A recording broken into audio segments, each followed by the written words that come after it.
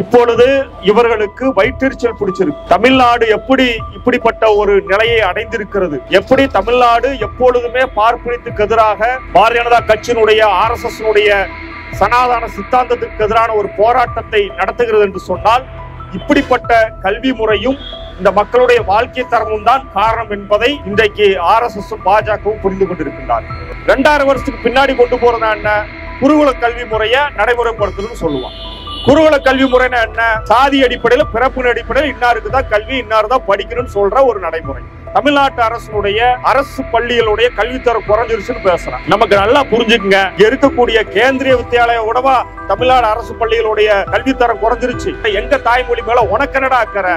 உனக்கு என்ன வந்துருச்சு? நான் எங்க தாய்மொழியை காப்பாத்திக்கிறோம். உன்னுடைய தாய்மொழி நீ தைரியமா இதுதான் என்னுடைய தாய்மொழி, குஜராத்தி தான் என்னுடைய தாய்மொழி, இந்தியா முழுவதும் நான் குஜராத்தில பாடம் நடத்தும் உன்னால சொல்ல முடியுமா? முடியாது.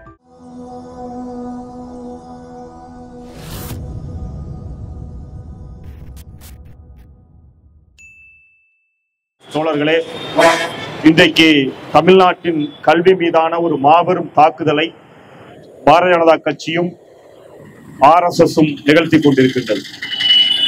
கடந்த 100 ஆண்டுகளாக தமிழ்நாட்டில் நடைமுறைப்படுத்தப்பட்ட சமூக நீதி கொள்கை, இடஒதுக்கீடு, தாய்மொழி வழி கல்விக்கு கொடுக்கப்பட்ட முக்கியத்துவம் என்பது இந்த நாட்டில் சாதி ரீதியாக, மொழி ரீதியாக ஒடுக்கப்பட்ட, பிற்படுத்தப்பட்ட பட்டியலின மக்களுடைய கல்வி உரிமையை உறுதி செய்திருக்கின்றது.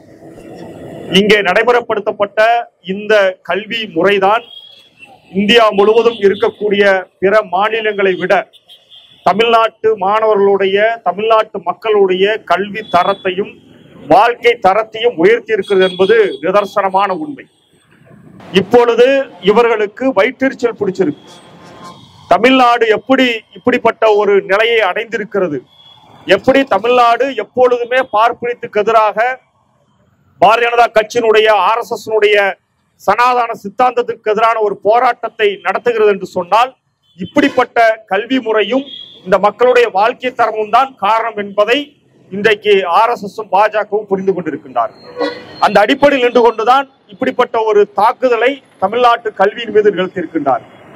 இன்றைக்கு ஒன்றிய அரசு ஒருங்கிணைந்த பட்டியலில் கல்வியை வைத்துக் கொண்டு எல்லா மாநிலங்களுடைய கல்வியிலும் தலையீடு செய்து கொண்டிருக்கின்றது. கல்வி என்பது ஒரு மாணவனுடைய தாய்மொழியில் கல்வி கற்பிக்கின்ற போதுதான் அவன் விசாலமான, விரிவான, அறிவார்ந்த ஒரு கல்வியை பெற முடியும் என்பது நாம் மட்டுமல்ல, உலகம் முழுவதும் இருக்கக்கூடிய அனைத்து நாடுகளும், அனைத்து நாட்டில் இருக்கக்கூடிய அறிவியலாளர்களும் ஒத்துக்கொண்ட ஒரு அப்பட்டமான உண்மை. இப்படிப்பட்ட ஒரு உண்மை இருக்கிறது என்பதை மூடி மறைக்கின்ற வேலையை அவர்கள் செய்கின்றார். இங்க இருக்கிற ஆளுநருக்கு கல்வியை பத்தி என்ன தெரியும்? இவர் RSS சித்தாந்தத்தை பயின்றவர். RSS சித்தாந்தம் என்ன? இந்த நாட்டை 2000 வருஷத்துக்கு பின்னாடி கொண்டு போறது. 2000 வருஷத்துக்கு பின்னாடி கொண்டு போறதா என்ன? குருகுல கல்வி முறையை நடைமுறைப்படுத்தணும்னு சொல்லுவான். குருகுல கல்வி முறைனா என்ன? சாதி அடிப்படையில், பிறப்பின் அடிப்படையில் இன்னாருக்கு தான் கல்வி, இன்னாரு தான் படிக்கணும்னு சொல்ற ஒரு நடைமுறை. அதைத்தான் RSSம் பாரதிய ஜனதா கட்சியும் நடைமுறைப்படுத்த முயற்சி பண்றான். ஆளுநருக்கு தமிழ்நாட்டினுடைய கல்வி மீது என்ன எரிச்சல்? இன்னைக்கு அரசு பள்ளிகள் தமிழ்நாடு முழுவதும் இருக்கக்கூடிய 70 விழுக்காடு மாணவர்களுக்கு கல்வி கொடுத்து கொண்டிருக்கின்றது. விலையில்லாமல் கல்வி கொடுக்குது. எல்லாமே பாட புத்தகங்கள் உட்பட, உணவு உட்பட எல்லாமே இங்க இருக்கக்கூடிய மாணவர்கள் கல்வி கற்க வேண்டும், ஒரு சிறந்த தலைமுறையை உருவாக்க வேண்டும் என்ற நோக்கத்தோடு இப்படிப்பட்ட ஒரு கல்வி முறை இங்கே நடைமுறைப்படுத்தப்படுது. ஆளுநருக்கு திடீர்னு என்ன? தமிழ்நாட்டு அரசு பள்ளிகளுடைய கல்வித்தரம் குறைஞ்சிருச்சுன்னு பேசுறான். நமக்கு நல்லா புரிஞ்சுக்குங்க, இங்க இருக்கக்கூடிய கேந்திரிய வித்தியாலய உடவா தமிழ்நாடு அரசு பள்ளிகளுடைய கல்வித்தரம் குறைஞ்சிருச்சு. கேந்திர வித்தியாவில தான் அதிகமான பேர் இன்றைக்கு தேர்ச்சி பெறாம போயிட்டு இருக்கிறான். என்ன சொல்றான்? இன்னைக்கு இந்தியா முழுக்க சில இடங்கள்ல நீ மும்மொழி கொள்கையை நடைமுறைப்படுத்த முயற்சி பண்ற. இந்த மும்மொழி கொள்கைங்கிறது ஒரு பெரிய ஏமாற்று. என்னன்னா, பல மாநிலங்கள், வட மாநிலங்கள்ல இவன் இருமொழி மொழி கல்விக் கொள்கையை நடைமுறைப்படுத்தி இருக்கிறான். ஒன்னு உள்ளூர் மொழிங்கிறான், இன்னொன்னு இந்தின்னு சொல்றான். ஆனா உண்மையில அங்க எல்லாம் என்ன இருக்குதுன்னு சொன்னா, இந்தி மொழியில தான் பாடம் நடத்துறான். அங்க உள்ளூர் மொழின்னு சொல்லக்கூடிய அது ஏதோ ஒரு வகையில் இருக்கக்கூடிய ஒரு மொழியை முற்றிலுமாக அழிச்சிருக்கிறான். ஆங்கிலம் நடத்துறதுக்கு அங்க ஒழுங்கான ஆசிரியர்கள் கிடையாது. அப்ப முழுவதுமாக வட இந்தியான்னு எடுத்துக்கிட்டா ஏதோ எல்லாருமே இந்தி பேசுற மக்கள், எல்லாருமே இந்தியில தான் வந்து பேசி பிறந்ததுல இருந்து பேசிட்டு இருக்கான்னு ஒரு பொய்யான சித்திரத்தை உருவாக்கிட்டே இருக்கிறான். உண்மையில என்ன, உத்தரப்பிரதேசம் எடுத்துக்கிட்டா வெறுமனே அங்க வந்து இந்தி மட்டுமல்ல, எக்கச்சக்கமான உள்ளூர் மொழிகள் இருக்குது, எக்கச்சக்கமான தேசிய இனங்கள் உத்தரப்பிரதேசத்துல அடக்கி ஒடுக்கப்பட்டிருக்கிறான். அவன் எல்லாரும் ஒவ்வொரு மொழியை பேசுறான். மகதிங்கிறான், போஜ்புரிங்கிறான், டெல்விங்கிறான், இப்படி பல மொழிகள் இருக்குது. இப்படி எல்லா மொழியிலும் அழிச்சு ஒழிச்சுட்டு இந்தியில பாடம் கற்பிக்கிறதுனாலதான் அங்க இருக்கிற நம்முடைய வட இந்திய தொழிலாளிகள் எல்லாம் முழுமையாக கல்வி கற்க முடியாம, பாடத்திட்டத்தை முழுமையாக புரிந்து கொள்ள முடியாம, பள்ளிக்கூடத்துல இருந்து தப்பிச்சா போதுன்னு இன்னைக்கு நம்முடைய தென்னிந்திய மாநிலங்களை நோக்கி வந்துகிட்டு இருக்கக்கூடிய ஒரு அவலம் நடக்குது. ஏன் அவனுக்கு கல்வியை வந்து கொடுக்க முடியல, ஏன் அவனுக்கு கல்வியின் மீது விருப்பம் இல்லை என்று சொன்னால், அவனுடைய தாய்மொழியை அழித்து விட்டு இந்தியில் பாடத்திட்டத்தை நடைமுறைப்படுத்திய காரணத்தினால்தான் இன்றைக்கு பல மாநிலங்களிலிருந்து புதிய புதிய தொழிலாளிகளாக உருவாக்கி கொண்டிருக்கிறார். இடைநிற்றல் என்பது அங்கதான் அதிகமா இருக்கு. இனி கவனம் செலுத்த வேண்டிய விஷயம் என்பது வட இந்தியாவில் இருக்கக்கூடிய பின்தங்கிய மாநிலங்கள், அங்கே இருக்கக்கூடிய மக்களுக்கு அவனுடைய தாய்மொழியில் கல்வி கற்றுக் கொடுக்க வேண்டும் என்பதுதான் அடிப்படையான விஷயம். அதுல கவனம் செலுத்து. இன்றைக்கு இவர்களுடைய நோக்கம் என்னன்னா, மும்மொழி கொள்கை திரும்ப திரும்ப பேசுறான்.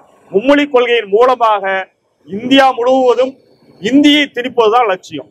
உங்களுடைய தாய்மொழியின் மேல அக்கறை இல்லையான அமித்ஷா கேட்கிறான்.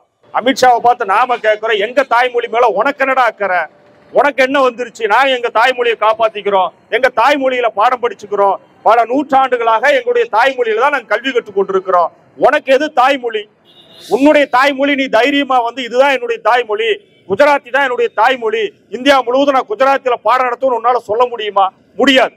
ஏன்னா நீ இந்திக்கு வாழ் பிடிக்கிறவன், இந்திக்கு வாழ் பிடிப்பதன் மூலமாக சமஸ்கிருதத்தை தூக்கி பிடிக்கிறவன், சமஸ்கிருதத்தை தூக்கி பிடிக்கிறதன் மூலமாக சனாதன தர்மம் என்கின்ற இழிவான ஒரு கோட்பாட்டை இந்த மண்ணில் நிலைநிறுத்த துடிக்கக்கூடிய ஒரு RSS சித்தாந்தவாதி அமித்ஷா மோடி கும்பல்.